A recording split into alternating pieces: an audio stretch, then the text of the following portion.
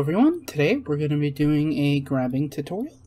So I got like a sponge-like material set up right here, and I also got just a little bit of an obstacle, some lava that we got to get through before we're able to get to this other side. And we got our basic puppet here, and there's two sets that we're going to be doing here. We're going to do the logic on the grabbing material itself, and we got to do logic on the puppet. So I believe first things first, we're going to go ahead and start with the logic of the puppet. So we're going to open up our assembly menu, gadgets, logic and processing, then microchip. Go ahead and plop that down, open up the properties, and we're going to do this icon right here. I'm going to make it a bit yellow and just name it grabbing. And then I'm going to open it up. Alright.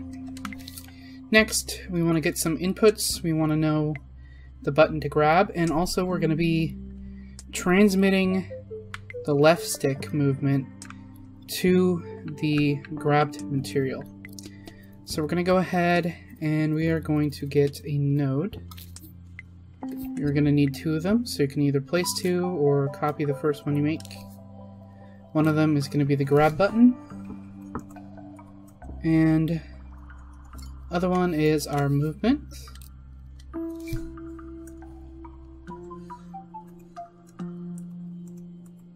Alright.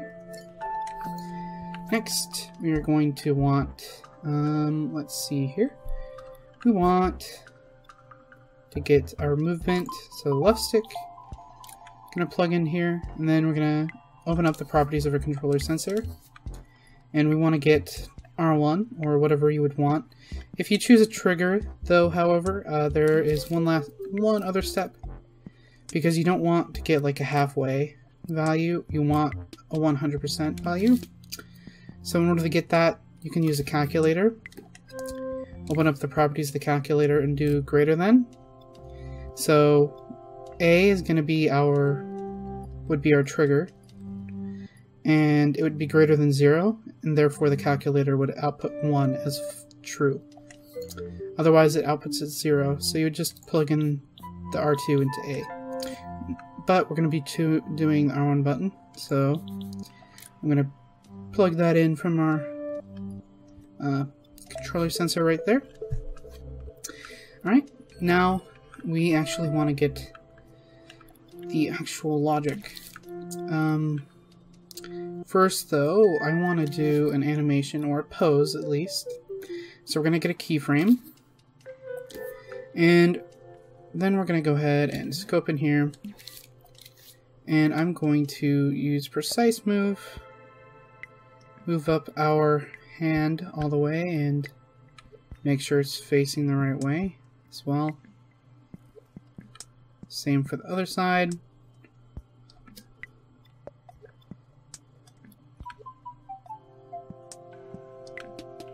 Alright, and once you have that, then we're going to go ahead and stop recording.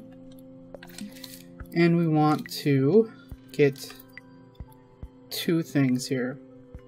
We're going to want a follower, and you want a teleporter. Now before we tweak anything, I'm going to explain. So we have the follower here, and that's so we snap to the actual grabbable object. And there isn't a really nice way to get the puppet to rotate with the object here. So what we're going to do is we're going to use the teleporter, and instead of matching target position, we are going to match target orientation. That way, instead of moving and just facing whatever direction and like being like this all the time, we can actually tilt, because puppets don't like the tilt by default, so using a teleporter forces them to tilt. So we're going to get a much more visually interesting result, but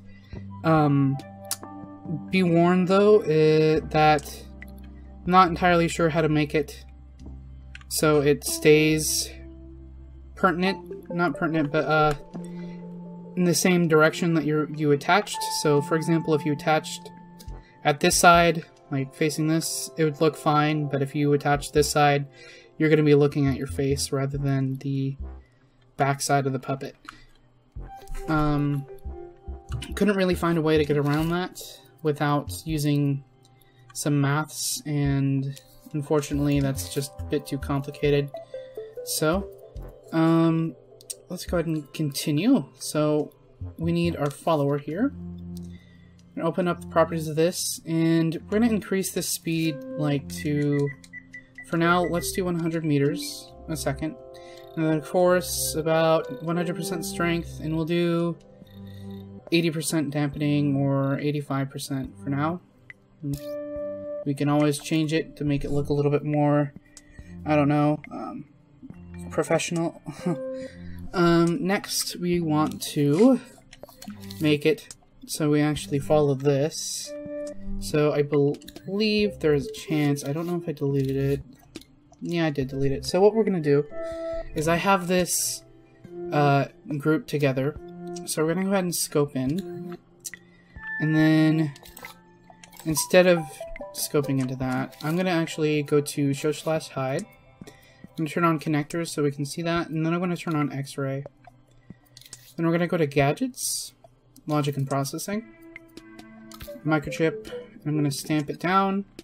And we want to guide it to about the center of our sponge. Put it inside as well, and that's what the X-ray is for, so we can still see it. Then we're going to select it and the sponge, and we're going to group it together. And now we're going to scope into our new group, open up our microchip, scope out of the group, then on the microchip panel, do L1 and square to open the properties panel. Then this apply to object, we're going to want to take this little nib here, and we're going to attach it to the group we just made. And this way is so we can get like a better center on the object rather than just this microchip being placed on the side.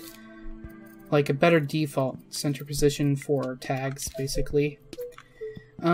Next, we want to place a tag, and this tag is going to be basically where our puppet attaches itself to. So we want to bring it down to be in the middle, or as close to the middle as you can tolerate it.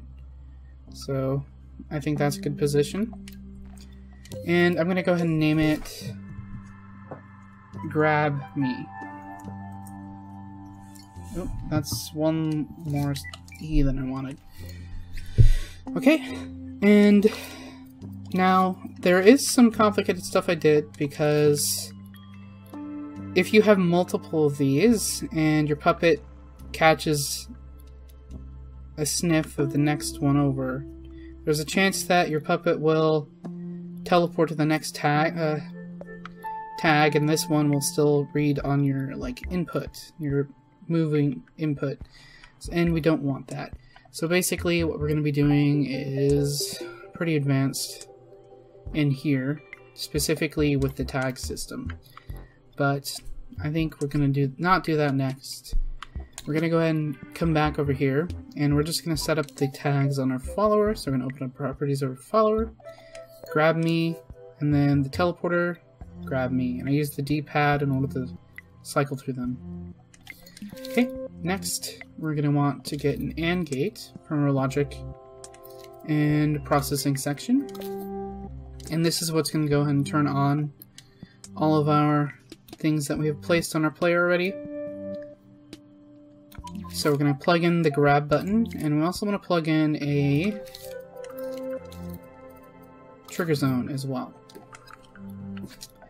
And this trigger zone is going to be a cube, and we're going to be doing something. We're going to turn on this trigger zone actually with our grab button. That way those tags on our microchip aren't detected just by the puppet flying by.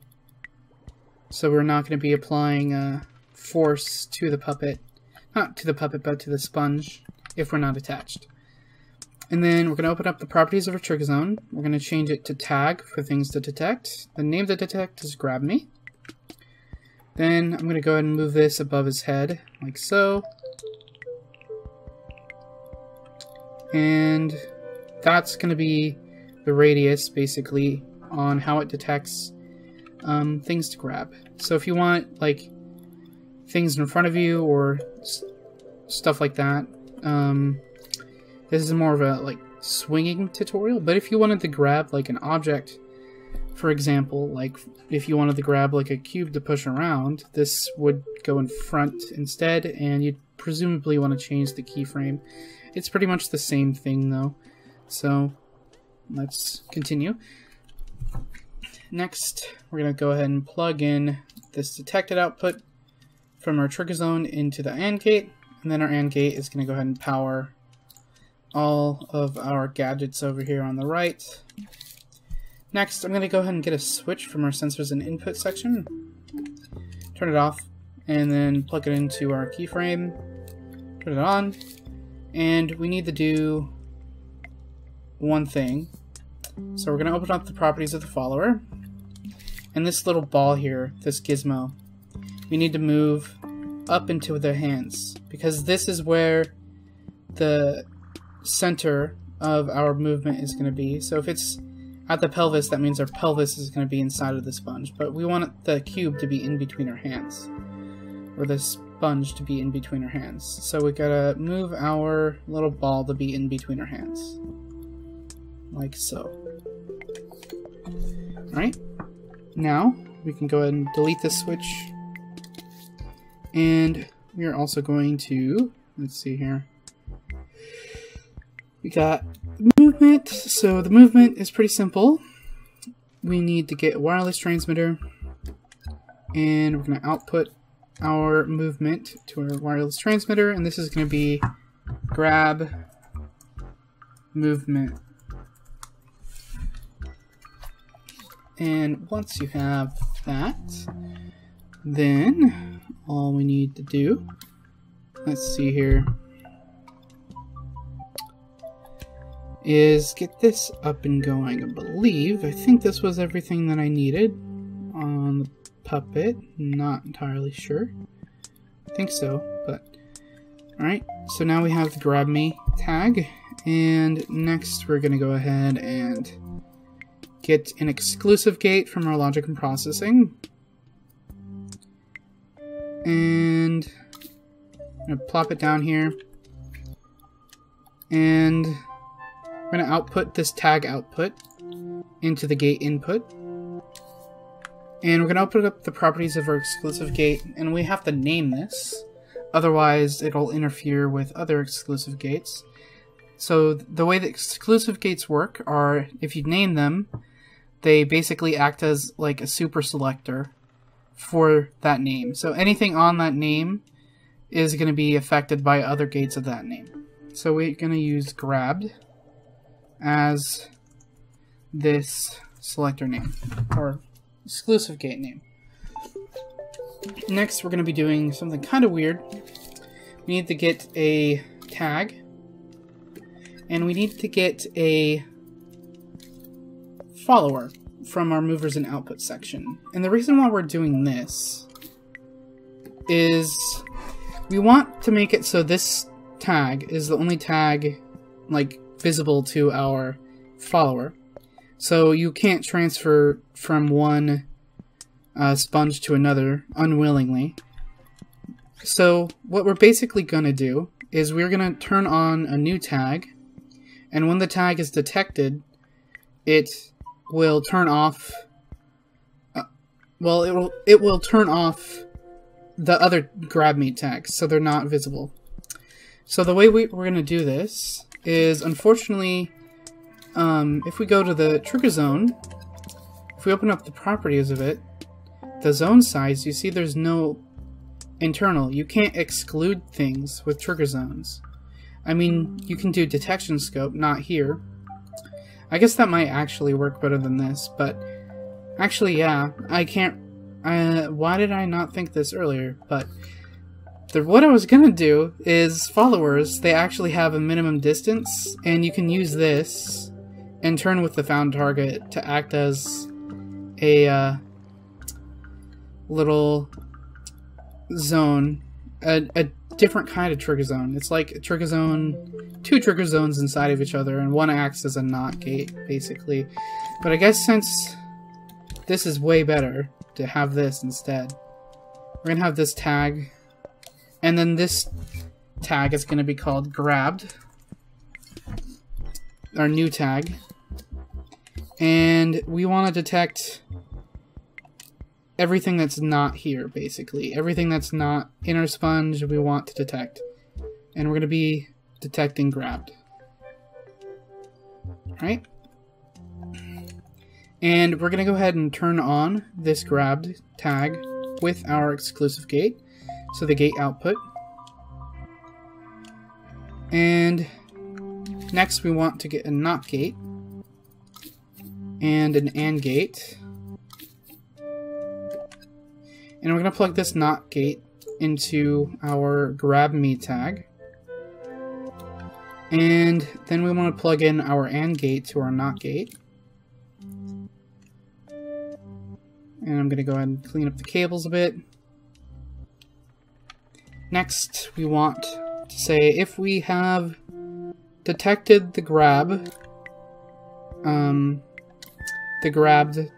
trigger, and we are not, this gate is not active, meaning that we aren't getting a signal through it, then we are going to go ahead and turn off our grab me tag so we can't be grabbed. Next, we actually want to do the movement part, so we're going to go ahead and do movers and output. Then we're going to get an advanced mover. We're going to plop that down. And we're going to go ahead and get a splitter from logic and processing. And then next we want to get a wireless receiver. And we only want this wireless receiver to receive when we know we're being grabbed. So we can go ahead and get this gate output and attach it to our wireless receiver. And I'm going to go ahead and plug that into our splitter here. And what we're really splitting is an X and Y. So this isn't positive and negative, this is X and Y. So we want to hook up X and Y to our X and Z, because that's going to be forward and left and right. And I'm going to open up our advanced mover, and like in our swimming tutorial, we're not going to do local space, but we're going to change the Y speed to 0, and we just want to multiply our speed here. So we can go left and right and forward and backward. So if you want to change the type, you can tell because it'll be at 0 instead of, it'll be gray, I think. And over here, you're going to get like an OR gate. You want to do L1 and X, and you can change the type. So we want modulate. And then we also want to turn down the damp all the way, because this is like a free-floating object. It's not being stopped by anything. This is just to move it, to push it as a force, basically. Okay, and now that we have that, I think we may be good to go. We can go ahead and give it a first shot.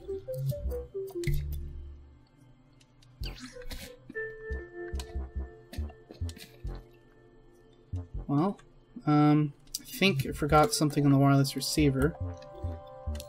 Yeah, I forgot the grab movement wireless receiver, and I'm also going to make it scene scale.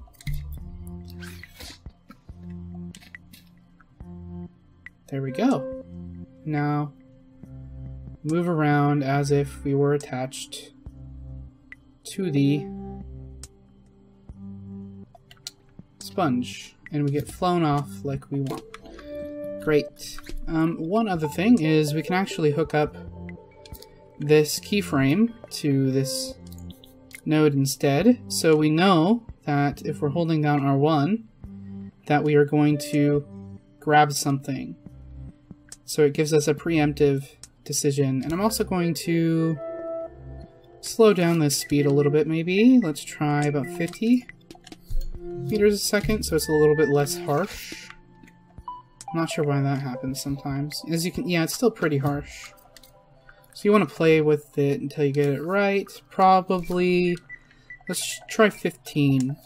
That may be a little bit too slow. I'm not sure. Maybe not counteract gravity. Oh.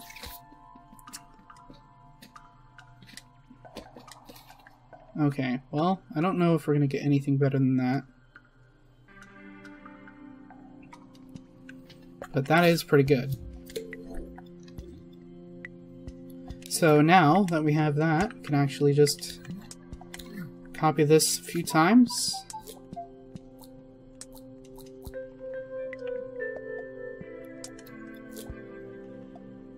And see if we can get to the other side.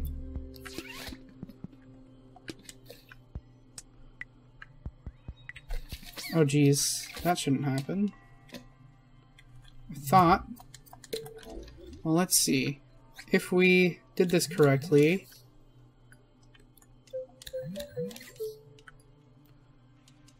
Let's see here. I'm going to go ahead and lock these onto the screen. Go to test mode. I'm going to unlock the camera. And then possess our puppet here. Yeah, that shouldn't be happening. Why is that happening?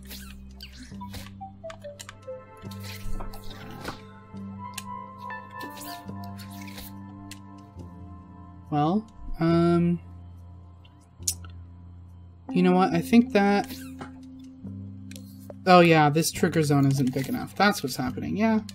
That makes sense. It needs to be bigger. This trigger zone needs to be bigger. Because I was using the follower before instead of a trigger zone, so... Makes sense.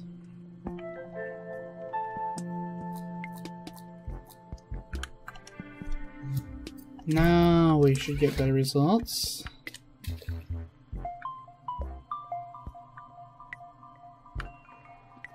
Oh jeez, I didn't expect that to happen.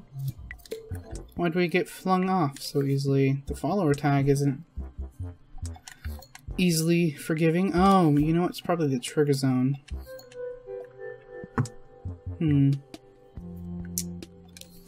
Could just increase the size a little bit, maybe. That will work. As a quick fix. Could implement some kind of toggle system.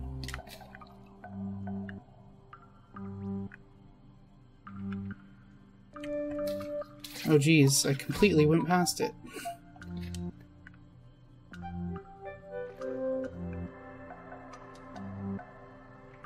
Oh man, I'm not even touching anything. We're going crazy. What's happening?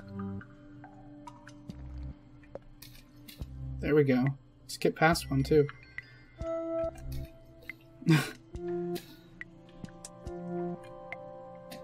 There we go. We're able to make it to the next side. Now, we can technically go backwards. Oh jeez, unless we get thrown down. I don't know why that happened. Probably because of the trigger zone. So if we want to fix the trigger zone issue, we've got plenty of time. I've only taken 25 minutes. So if we want to fix the trigger zone issue, then what we can do here is we can make it so when we grab something, we stay permanently attached until we let go of the grab button. So we're going to go ahead and add a counter in from our logic and processing section. And I'm going to hook up our AND gate to our counter, and the counter full is going to go into our follower and to our teleporter. And then the grab, we're going to want to get a NOT gate for that. And this is going to output to our reset count, and then the grab is going to go into the NOT gate input. It's a little bit of a mess of wires, but hey, this should work.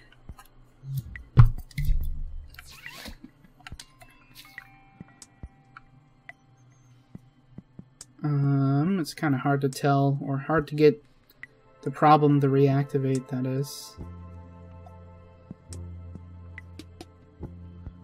I'm bumping on this guy. I'm still reattaching, so that's good news.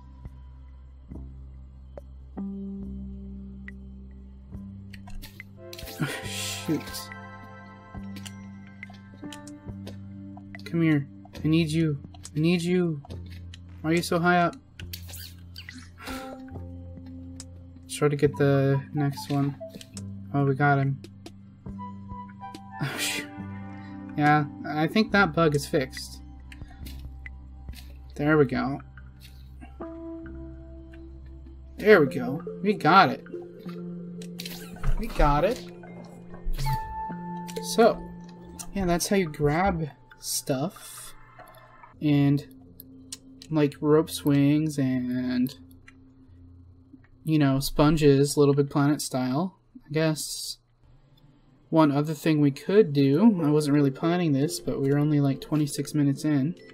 You could probably take this logic and do the same thing for a block or something, but I feel like that could be the next video. I want to do shorter tutorials, and this one seems to be pretty short, so let's leave it that way, shall we? Alright, so I hope you guys like this tutorial. Hope you guys learned something. Hope to see this feature implemented in your games. If you implement a feature into your game, go ahead and send it to me. If you implement a feature that I specifically showed off or did a tutorial for, go ahead and send it to me in-game. Always appreciate that. And hope you all have a great day. Don't forget to like, comment, and subscribe. Also got Patreon, so if you want to support me on there, go ahead and do that. You get access to my private Discord server, which I can give you full one-on-one help support for, so go ahead and check the link in the description for that. Have a nice rest of your day, everyone. Bye.